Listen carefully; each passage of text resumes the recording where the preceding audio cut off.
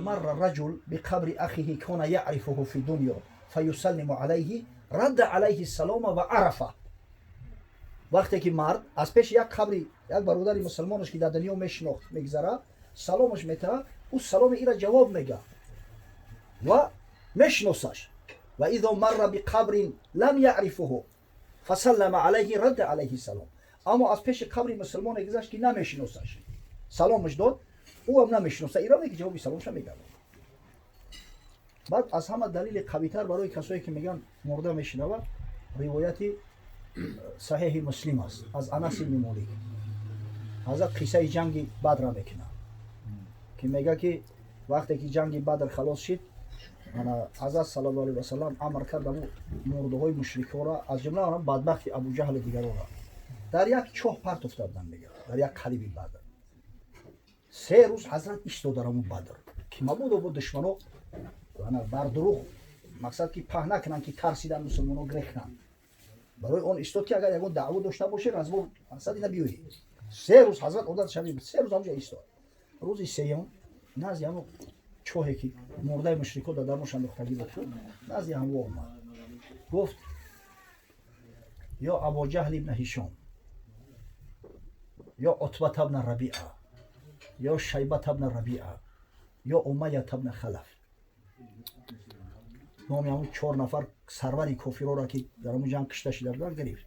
ای ابو جهل، ای عتبه پسری ربیعه، ای شیبه پسری ربیعه، ای امیه ابن خلف، هل وجدتم ما وعد ربكم حقا فإني قد وجدت ما وعدني ربي حقا.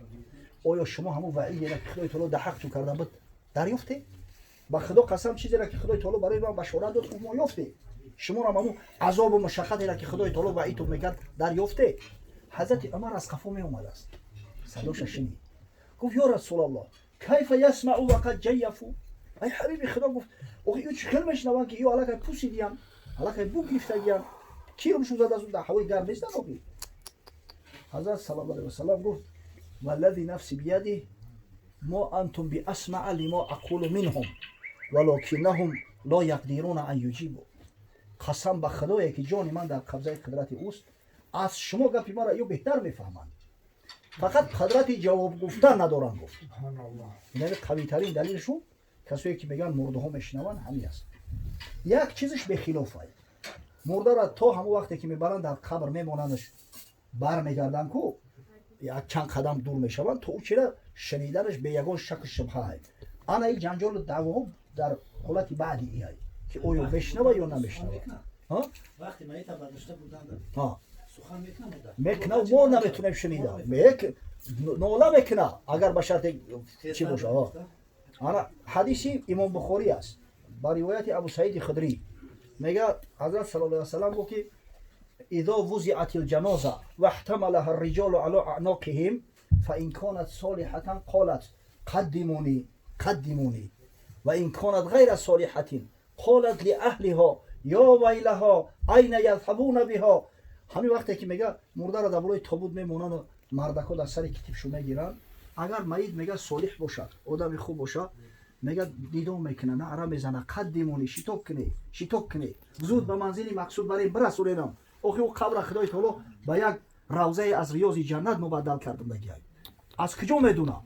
حالی بدنش در خونه خوب الکه روحش ای حف عثمان میگذرونن، اخی زیر عرش پروردگار در قرار میگیره، ندای الله میشوه، ندای ملکوتی اکتب کتاب عبد فی علیین، این بنده برا در علیت العلیین نام نویس کنه و اعیده الى الارض، اکبر بگردونش به سوی زمین. فانی منها خلقتهم و فیها اعیدهم و منها اخرجهم تارة اخرى. زیرا که من این بنده را از خاک خلق کردم با به خاک برمیگردونم، بار دیگه با از خاک حشرش میکنم. این الک میدونه ندای پروردگار را شنید، او رحمت دید، او نعمت دید. میگه وقتی که اومد اما دید که اندک مسحله کاری میکنن و سستی میکنن، نعره میزد است قدمونی شتاب کنه زود برای با منزل برسونینم. اما اگر آدمی غیر صالح باشه، خدای نکرده آدمی فاسق فاجر باشه، گریه و ناله را میبرداره، یا ویلها این یذهبون بها، ای وای بر من کجا میبرینم؟ نبرینم که اونجا یک کامرای دوزخ شد از یه. حضرت میگه یسمع صوتها کل شیء الا الانسان. صداش همه میشنوه غیر همین آدم. حکمت بین ولو سمعه لسائقه. اگر آدم بشنوه میگه تلخ کف میشه واقعی. دیگه یوروی دیگه در زندگیش هیچ نمیمونه، تلخش میکفه. همین حکمت الهی به خاطر اون که امتحان کامل شود انسان نمیفهمه، اما اون نعره میزنه. در روایت امام احمد در مسندش اومده است، حضرت میگه که المیت یعرف من یغسله و یحمله. میت شخصی را که غسلش میته، شخصی که تابوتش میبرداره همون میبینه و میشناسه، از این چیزا آگاه. حتی یسمع قرع نعالهم، حتی میگه همون صدای پامونی مردم هم میشنوه. اما بعد بعضی‌ها میگن که خلاص به همین دیگه قطع شید، خلاص دیگه نمیفهمه، یگان صدا رو نمیفهمه. بعضی‌های دیگر میگن که نمیتونی سلامش میتی میشناسه، سلام تا علیک میگیره. اگر مقصد روح باشه آخر روح نمیبره، روح میره ننیسته کو. روح در کجا قرار نداره؟ اکثر روح‌ها در محیطه قبرها هستند، در همون قبرها هستند.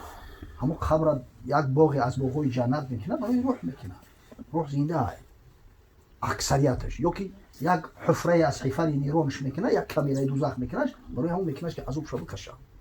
اگر چند نزد اهل سنت و جماعت عذاب در قبر هم بر جسم هم بر روح، نه که یکی بر روح هست، این به خلاف اخی. اینا هم دعواگرایی که میگن جسد دیگه عذاب نمیبینه و روح عذاب میبینه، و را رد نکردین کو.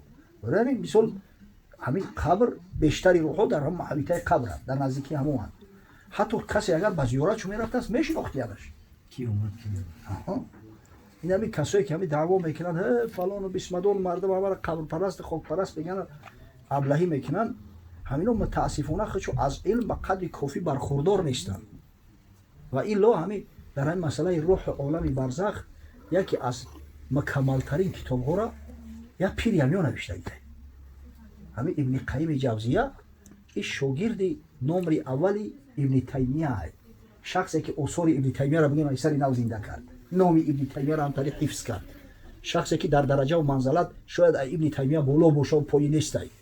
این هم یک کتاب مکمل خشرو با نام الروح در همین موضوع نوشتگی است. اگر همین جاهلا همین را بخونن کو این قدر دعوا نمیکنن، نه که افسوس و صد افسوس که خوندگی نیستن. اصلا کلمه بدعت در زبان عربی به معنای چیزی نو میآید. نو پیدا، چیزی که اول نبوده بعد پیدا شد. عقل بسیار میگفتن این بدعت، اما در شریعت کلمه بدعت در حدیث ها اومده است. حضرت صلی الله علیه و سلم بسیار نهی کرده استش، از بین گفته است. میگه که فإن كل بدعت ضلالة، هر بدعت ضلالت است، گمراهی است. هر بدعت حضرت صلی الله علیه و سلم گفته است که گمراهی است، از راه حقیقت دور شدن است. حضرت صلی الله علیه و سلم تاکید میکنه، حدیث های متفق علیه است، من احدث فی امرنا هذا لیس منه فهو رد. هر کسی که در همین دینی ما چیزی از خودش اضافه میکنه که از این دین نیست، اون مردود است، یعنی مقبول نیست، قبول نمیشه. خب اما فقها گفتن که بدعت مختلفه میشه. بدعت میتونه حسنه باشه، بدعت میتونه سیئه باشه. از کجا گرفتن این گپا؟ حضرت عمر رضی الله تعالی عنه، حضرت عمر نه فقط یک خلیفه راشد است، حضرت عمر مفتی امت اسلام است. در مسئله فتوای شرعی هیچ صحابی پیغمبر صلی الله علیه و سلم با حضرت عمر رضی الله تعالی عنه و عمر نمیشود. در میان صحابه پیغمبر صلی الله علیه و سلم 7 صحابی هستند که کثیر الفتوا اند. از همه بیشتر فتوا از میان روایت شده است. در جای اول حضرت عمر میسته، یکم حضرت عمر است، دوم حضرت علی است، سوم حضرت عبدالله ابن مسعود است، چهارم مادرمون بیبی عایشه رضی الله تعالی عنها است. در جای پنجم زید ابن ثابت میسته، جای ششم در حضرت عبدالله ابن عباس، جای هفتم در حضرت عبدالله ابن عمر. این 7 نفر.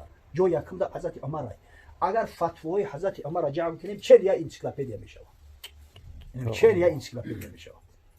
به حد فتواش زیاد است. ای حضرت عمر روایت حدیث کم است، اما فتوا خیلی زیاد است.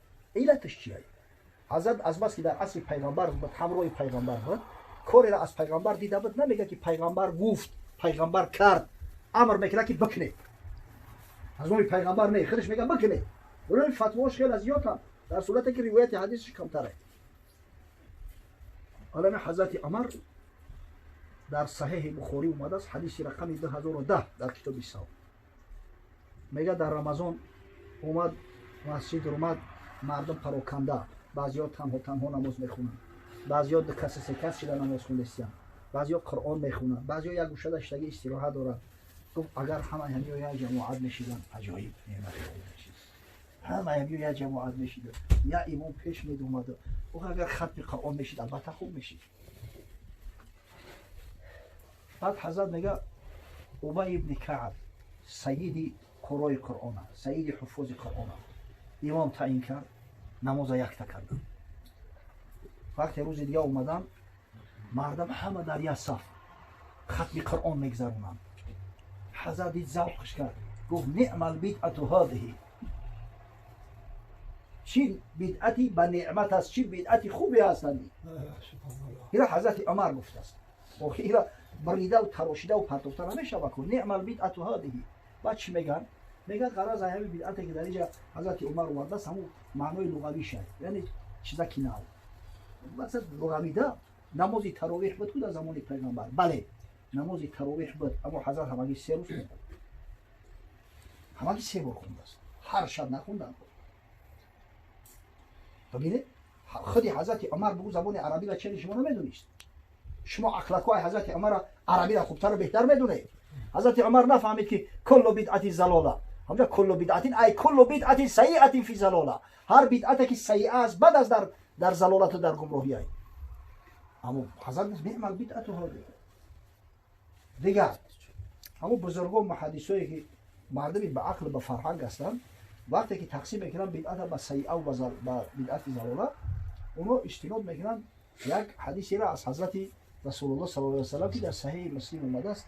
اگر چند اصل حدیث درباره صدقات است، یک گروهی از بنی مضر اومده بودن بسیار فقیر و کمبغل، انا حضرت دید شد بسیار جگرش سوخت، حتی آبی دیدش جاری شد. بگه خانه در اومد خارج شد، حضرت بلال امر کرد، از آن گفت قامت گفت نماز خواندن.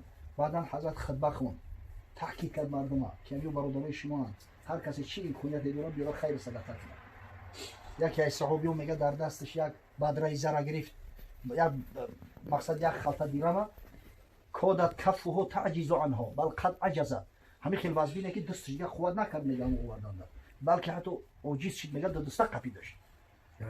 بعد مردم آوردن بعضیا خوراکا و بعضیا لباسا و دو خرشید، یک طرف لباسا و یک طرف خوراکا. و حضرت وقتی دید میگه روش پرتو افکن شید، نورانی شید، مثل طلا حتی میگه برق زد. بعد میگه گفت حضرت صلی الله علیه و سلم گفت من سن فی الاسلام سنتا حسنتا فله اجرها و اجر من عمل بها من بعد من غیر ان ینقص من اجورهم شیئا.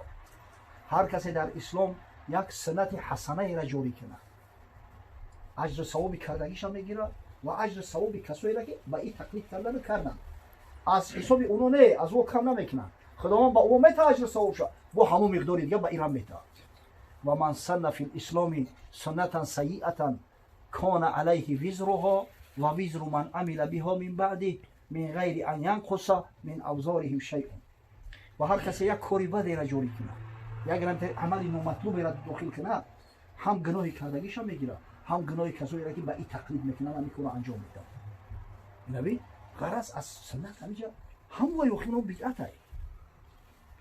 برای که اگر سنت با پیغمبر نسبت بدیم به سیئه نمیشه بکن، همش حسنه است، همش نور است. و اینجا سنت سیئه میگه، غرض میگه اونم بدعت است که بدعت به حسنه و به سیئه مبدل میشه، تبدیل میشه. اکثر کل شارح ها، بزرگترین شارح های بخاری ابن حجر عسقلانی، بدرالدین عینی که در بزرگی و در علم درک فهم شد، حتی ای بچه بزرگان میگه